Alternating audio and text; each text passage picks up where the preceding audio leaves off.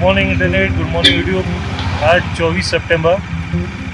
हम कल यहाँ पर पहुँचे थे न्यूमा में, और यहाँ हम ऑक्सीजन लेवल कम हो रही थी और एक बाइक के ऊपर सब सामान बांधने में बहुत टाइम लगता है। You to do it very very slowly. तो वो अभी कंप्लीट कर चुके हैं और 11 बजे हैं। It's around 2.5 hour drive slow अगर जाते हैं तो। So let's start. जय माता दी, बम बम बोले, जय हनुमान दादा। आज वैसे ही जो हमेशा होता है बाइकर्स के साथ कि देर हो गई और निकलते निकलते 11 बज गए हैं, लेकिन अभी जो डिस्टेंस है वो काफ़ी छोटा है। अगर हम बिल्कुल आराम से भी जाएं तो भी 2-2.5 घंटे में हानले गाँव पहुँच जाएंगे। क्लाइमेट जैसा होता है वैसा ही कूल है, और अब थोड़ी देर में ग्लव्स पहन लूँगा।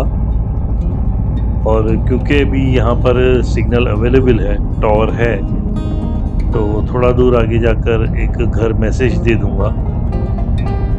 क्योंकि घर वाले हमेशा चिंता करते हैं, तो मैंने सिस्टम बनाया कि जब भी स्टार्ट करता हूँ 5-7 किलोमीटर करने के बाद इन्फॉर्मेशन दे देता हूँ कि कहाँ पहुँचा हूँ।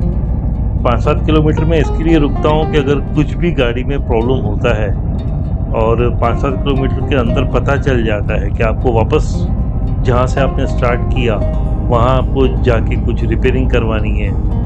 अगर आपकी गाड़ी 5-7-10 किलोमीटर चल गई तो आपको पता है कि अब स्मूथ चल रही है, और घर वालों को मैसेज पता दे देता हूँ, घर वालों को बता देता हूँ कि नेक्स्ट स्टॉप में कहाँ रुकूँगा और कितने बजे तक पहुँच जाऊँगा।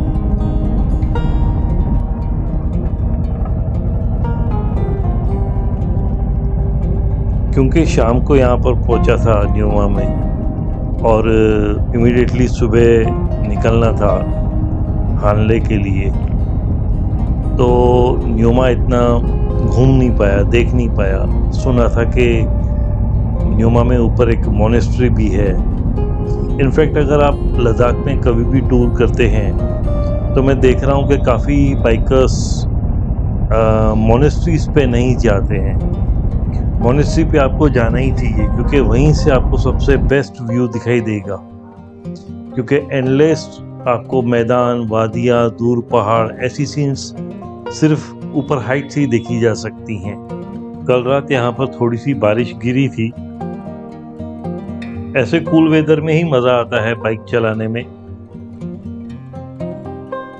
नज़ारे ऐसे हैं कि लगता है कि आज बाइक कम चलाऊंगा और फोटोग्राफी ज़्यादा करूंगा।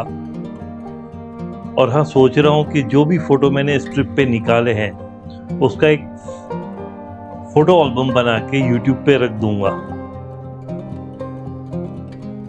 काफ़ी फ़ोटो निकाले हैं, I think more than nearly 500 या 1000 पिक्चर्स से ज़्यादा ही गए होंगे मेरे, लेकिन इतने नहीं रख पाऊंगा यूट्यूब पे। अभी न्यूमा से निकलने के बाद लोमा आएगा, लोमा के बाद आएगा रोंगो, और उसके बाद होगा हानले। तो नेचुरली जब आप न्यूमा से आगे निकलते हैं और लोमा की तरफ बढ़ते हैं, ऐसे से नज़ारे आते हैं कि ऐसा लगता है कि ऊपर वाले ने कुछ पेंटिंग्स बना के रखी हैं और हम उन पेंटिंग्स के बीच में से सफ़र कर रहे हैं।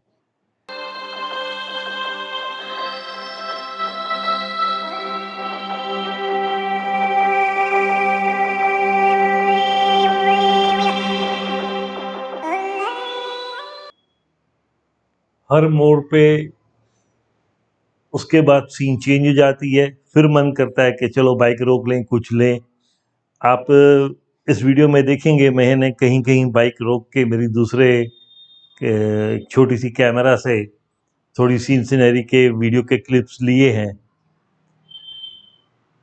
माउंटेन्स के ऊपर की बर्फ़ बिल्कुल पिघल चुकी है, लेकिन कहीं कहीं अभी भी ऊपर टॉप पे माउंटेन्स पे बर्फ़ दिख रही है।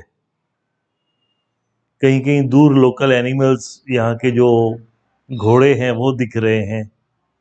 घोड़े अलग है यहाँ, और जो खच्चर टाइप है वो अलग है। ये ऊपर की जो बर्फ है ये पिघल रही है या ऊपर अभी न्यू बर्फ गिर रही है? क्योंकि ये सितंबर का महीना है, पता नहीं, अभी से ही दिल कर रहा है कि एक बार यहाँ पर फिर आना चाहिए, लेकिन थोड़े से उन महीनों में आना चाहिए कि कहीं बर्फ पहाड़ों के ऊपर मिले, बस रोड पे ना मिले। तो देखना पड़ेगा कि कौन सा मंथ वो अच्छा रहेगा।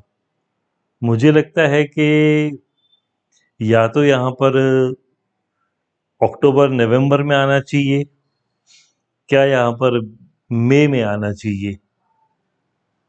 लेकिन अगर मई में आने की कोशिश ट्राई करते हैं और मनाली की तरफ से अगर अब आता हूँ, तो जो यूट्यूब पे देखा है कि मनाली से काफ़ी जो रोड है वहाँ पर वाटर क्रॉसिंग्स आती हैं और काफ़ी रोड ख़राब भी होता है।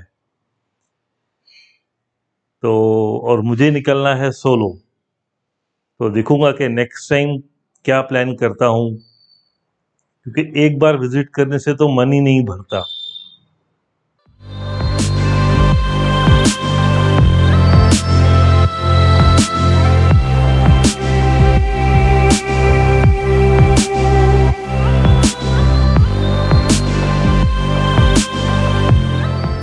ऐसी ठंड में बचने के लिए आपको कुछ न कुछ मुंह में चबाना चाहिए, एनर्जी मिलती रहे।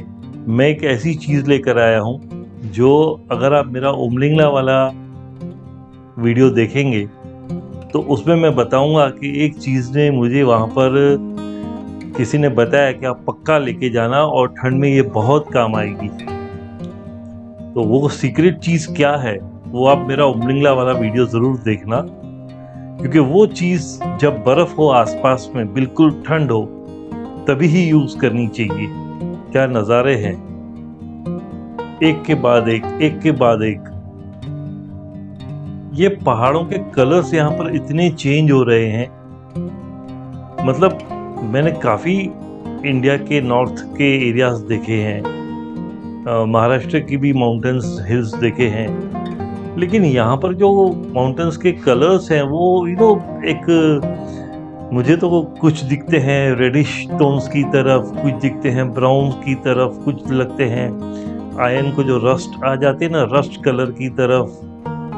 और कहीं कहीं तो बाइक चलाते हुए मुझे ऐसा भी फील हुआ कि मैं कहीं सल्फर जल रहा हो आजू बाजू में, जिसको हिंदी में गंधक कहते हैं, उसकी स्मेल आ रही थी।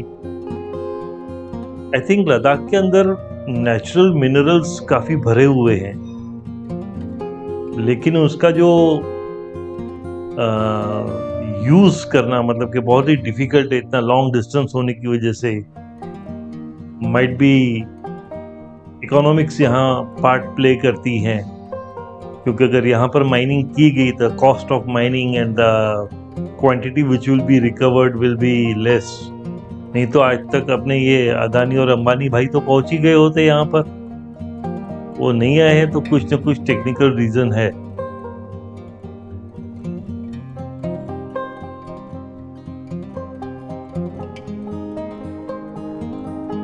इन खूबसूरत पहाड़ों को देख के यहाँ कैंपिंग करने का मन भी बहुत करता है।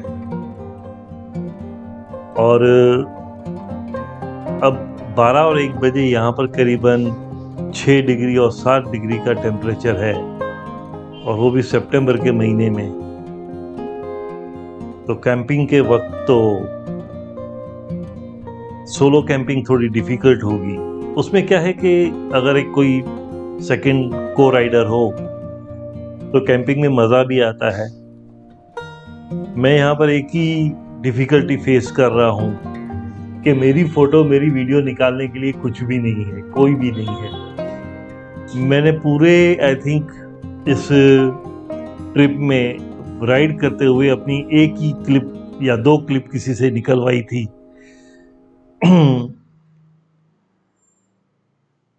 तो सुना है कि X3 कैमरा है जिसको कैमरा क्रू बोलते हैं, मतलब वो एक ऐसी कैमरा है कि वो एक ही टाइम पे आपके फेस को भी रिकॉर्ड करेगी और सामने वाली सीन को भी रिकॉर्ड करेगी। इंस्टा 360 कंपनी की कैमरा है।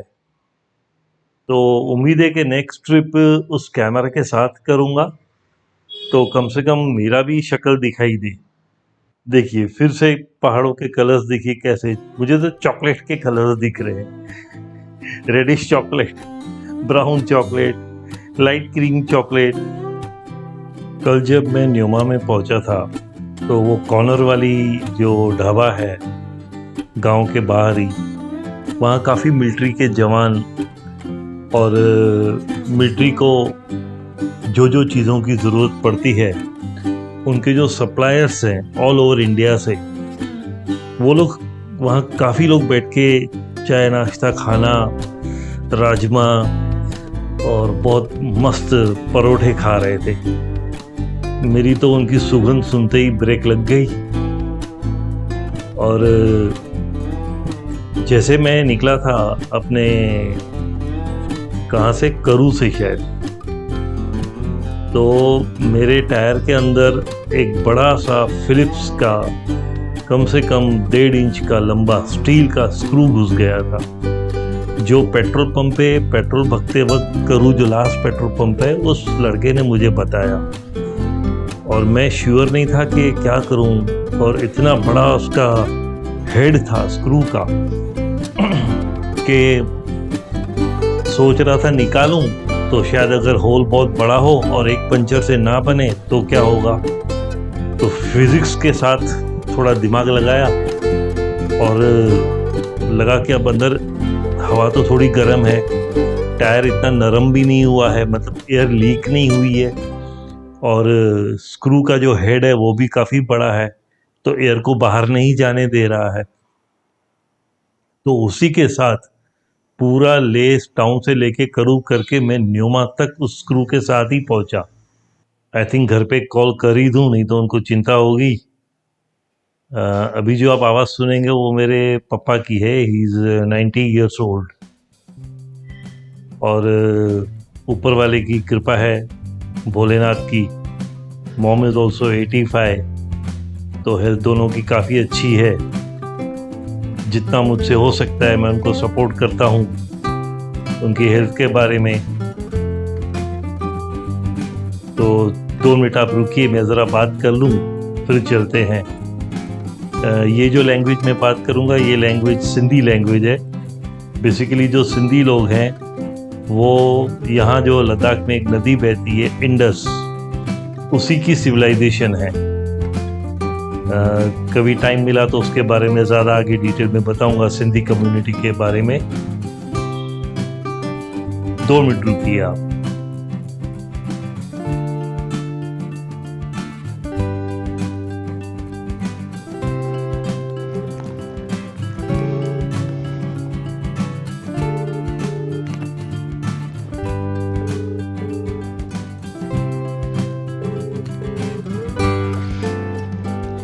हेलो। हाँ हेलो भाई, क्या हाल ना तुझो? बिल्कुल ठीक है। माना सही है ना कि न मां से कल्ह शाम खां वठी करे 5 खां वठी करे सॼो ॾींहुं आराम कयो। सुबुह 5 त मुंहिंजी निंड खुली वई, सम्झी वा। पोइ हाणे नाश्तो वाश्तो कयो आहे ऐं मां निकितो आहियां। एक्सेलेंट हो। हा, कहिड़े डेस्टिनेशन लाइ? हानले। हाणे लास्ट वही आहे न? न हानले खां पोइ जेको नेक्स्ट आहे उहो अञा 60 किलोमीटर 70 किलोमीटर ॿियो आहे। हानले में अॼु पहुचंदुमि हाणे 2-2.5 कलाके में। 60 किलोमीटर आहे हानले। हाणे 60 मां सम्झो 10 त कया आहिनि, बाक़ी 50। अच्छा, उते पहुचंदुमि 3-4 वॻे ताईं। मैं सुबह जो नॉर्मली तो 2-2.5 घंटे समय कुछ रात मैसेज या कुछ ईंदो आहे, जो न आयो समाचार ठाहे मां। न मां हाणे ई सोचां पियो भई थोरो ॿाहिरि निकिरां शहर खां, पोइ मैसेज कयांव थो। ठीकु आहे, ओके, बस ठीकु आहे। जो हाल खड़ी हुई आहे त भाॼीअ खे घणी तकलीफ़ न थिए, रिटर्न जर्नी बि करणी थी, उहो ध्यानु रखो न। हा, त मां हिन करे हर जॻह ते हिकु ॾींहुं रहां थो न, हर जॻह ते।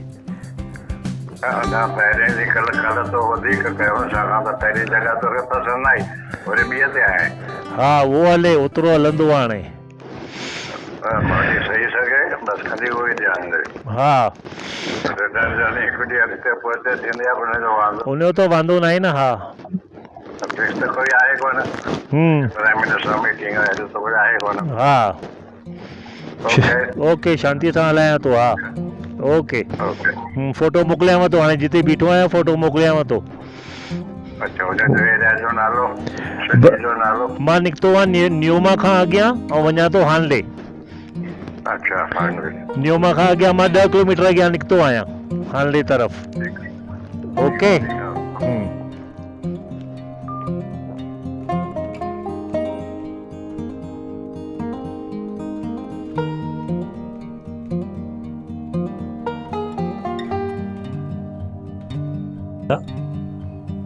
और जैसे ही उसके अंदर हमने डाला हाँ लेकिन एक चीज़ 10 मिनट में तो हवा भर गई 7 से 8 मिनट में 32 पॉइंट तक पहुंच गया तो गांव वाले सब आ गए देखने के लिए वहाँ जो लोकल ट्रांसपोर्टर्स होते हैं जिनके पास कुछ जीप्स होती हैं पिकअप ट्रक्स होती हैं छोटी छोटी वो 3-4 लोग आ गए कि साहब जी ये तो बहुत ही अच्छी चीज़ है कहाँ ली आपने कहाँ से ली तो मैंने इंटरनेट चालू थी मैंने सीधा अमेज़ॉन खोला और उनको दिखाया तो 2-3 लोगों ने तो वहीं on the spot order place कर लिया और उनको मैंने समझाया कि आप ये वाला मत लो ये जो है ये बाइक के लिए ठीक है आप इससे थोड़ा हैवी वाला लो तो फिर उन लोगों ने हैवी वाले एक दो ने हैवी वाला परचेज किया एक ने बाइक वाला परचेज किया। नमस्कार कोई एंट्री करवाना है क्या यहाँ पर अच्छा तारा हेनले 44 किलोमीटर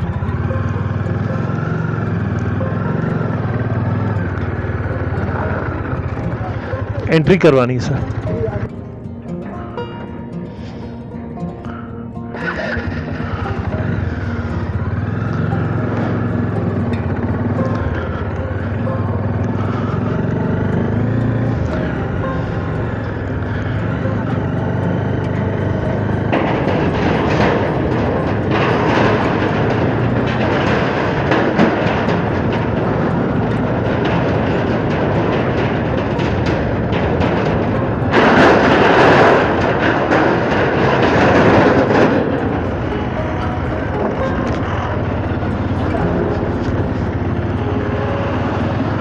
ले सीधा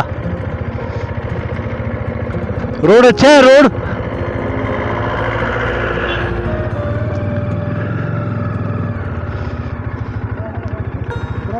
हाँ गुजरात से ओ ताई कहे थी हीरा भाई सुरेंद्रनगर थी बहुत सारू लग्યું પડીને હું વડોદરાથી ચાલુ થયો 11 તારીખે અને ધીમે ધીમે પહોંચું છું 58 છે મારી ઉંમર 58 ઉંમર છે એટલે 150-160 કિલોમીટર કરીને પછી કોઈ જગ્યાએ રોકાઈ જાઉં છું આગળ પેલો હાલમાં તો હોમસ્ટે મળી જશે ને રહેવા માટે બધી સાઈડ મેડિકલ સ્ટોર પણ છે મેડિકલ સ્ટોરને તો ખબર નહીં હાલમાં બધા ટુરિસ્ટ બધા ત્યાં જાય બધે જાય છે હા મારે પછી છેલ્લે ઓમલિંગલા જવું છે હા નેરબુલે ટોપ ઉપરથી પછી આગળ बस एक ज જોઈને પછી પાછી રિટર્ન જર્ની શરૂ ચલો સર નીકળું थैंक यू क्या मजा आ रहा है यार कहाँ जा रहे हैं वो तो भूल ही गए नज़ारे ऐसे हैं कि बस रास्ते को एंजॉय करते जाओ मंजिल तो और खूबसूरत होगी इंडियन ऑयल के टैंकर्स क्योंकि यही आर्मी को कंप्लीट फ्यूल का सप्लाई करते हैं और ये टैंकर्स काफ़ी परेशान कर रहे थे जब मैं उधमपुर और बनिहाल के रूट पे था वो जो बीच का रास्ता है करीबन नियरली 100 किलोमीटर्स का वो आज भी इस रूट का अब तक का सबसे कंजस्टेड सबसे स्लो मूविंग खराब तो नहीं कहना चाहिए मतलब रोड स्मूथ था लेकिन इतना नैरो था कि पूछिए मत कभी कभी तो मुझे ऐसा मन में ख्याल आया कि अगर कभी कोई बाजू वाले कंट्री के साथ कॉन्फ्लिक्ट होता है तो इस रूट पर जो सबसे बड़ी बॉटलनेक कहते हैं जिसकी वजह से फ्लो एंड ट्रैफिक कम हो जाता है, वो बनिहाल और उधमपुर के बीच का ही इलाका है। खैर, अगर कभी भी कॉन्फ्लिक्ट होता है तो नेचुरली बाकी सब जो ट्रांसपोर्टेशन है वो सब बंद कर दिया जाएगा। वहाँ पर एक छोटे से सिंगल ट्रैक के ऊपर, मतलब एक 2 जो ट्रैक होते हैं बड़े हाईवे के, उसमें से एक साइड का खाली आप ट्रैक ले लीजिए, उसके ऊपर 4 वे ट्रैफिक चल रही थी। एक ट्रैफिक थी टूरिस्ट लोग जो ऊपर से नीचे आ रहे थे कश्मीर श्रीनगर देख के, दूसरे थे जो नीचे से ऊपर जा रहे थे, फिर थे लोकल टूरिस्ट इनोवा स्कॉर्पियो वाली सब गाड़ियां, उसके बाद थे वहाँ के घरवाल लोग, मतलब जो घोड़ों को और बकरियों को पालते हैं, वो 100-100, 150 बकरियां लेके 60-60, 70-70 घोड़े लेके वो नीचे ऊपर आ जा रहे थे। तो वहां तो इतनी स्लो ट्रैफिक थी कि जब मेरे राइट साइड पे जो इनोवा तो सब जा रही थी, उनको मैं बोल रहा था कि भाई साहब, खाना वाना अगर नहीं लिया है तो अभी इधर बनाना शुरू कर लो, क्योंकि आप लोगों के 5-6 घंटे तो सिर्फ यही निकलने वाले हैं। और अब मानेंगे नहीं कि उस रास्ते पे 100 किलोमीटर करते करते 4-5 घंटे निकल जाते हैं। जब आप कश्मीर से, मतलब कि जम्मू से अगर आप शुरू होते हैं अपने पर्सनल व्हीकल में, या फिर आप वहाँ पर लोकल ट्रांसपोर्ट लेते हैं, इनोवा लेते हैं फैमिली के लिए, तो उस टाइम तो ड्राइवर आपको बोलेगा साहब 7 घंटे में मैं पहुँचा दूंगा, लेकिन जी नहीं, कभी भी जम्मू से श्रीनगर 7 घंटे में पॉसिबल ही नहीं है। इस रोड पर ड्राइव करते हुए मुझे 2 बार आर्मी के ऑफिसर्स मिले, मतलब उनका कॉन्वॉय जा रहा था, तो उन्होंने गाड़ी रोकी, मुझसे बात की। स्पेशली जब वो लोग देखते हैं कि GJ6 है, गुजरात की बाइक है, और वहाँ पर उनकी टीम में अगर कोई गुजरात का होता है तो काफ़ी अच्छा लगता है जब आप ऐसे अचानक अपने ही गांव के, अपने ही शहर के लोगों से मिलते हैं। और ऊपर से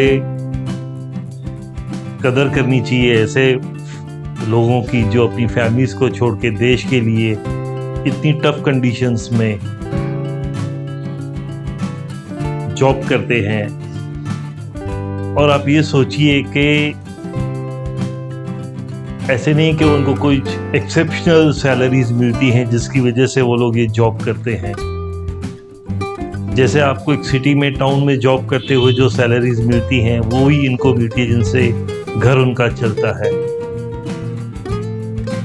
तो उन लोगों ने मुझे ड्राई कुछ फ्रूट्स भी दिए खाने के लिए, मुझे जूस भी दिए पीने के लिए, बोले नहीं नहीं आप लेके जाओ। कोई लोग ड्यूटी पे थे, कोई लोग ड्यूटी कंप्लीट करके उनका छुट्टी का टाइम आया था तो घर रिटर्न जा रहे थे। बस मन कहता है कि कभी इधर 2-3 महीने के लिए रहने के लिए आ जाने का लद्दाख में। यार एक ट्रिप से क्या होता है, मन नहीं भरता।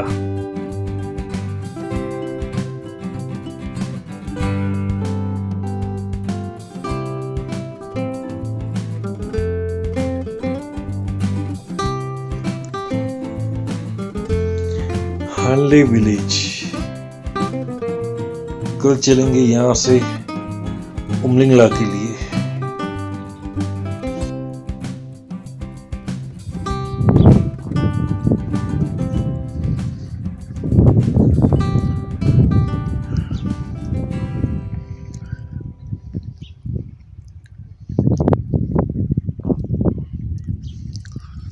वो जो पहाड़ी आपको सामने दिख रही है, जहाँ बादल पहाड़ को टच कर रहे हैं, कल हमें वहाँ जाना है उमलिंगला।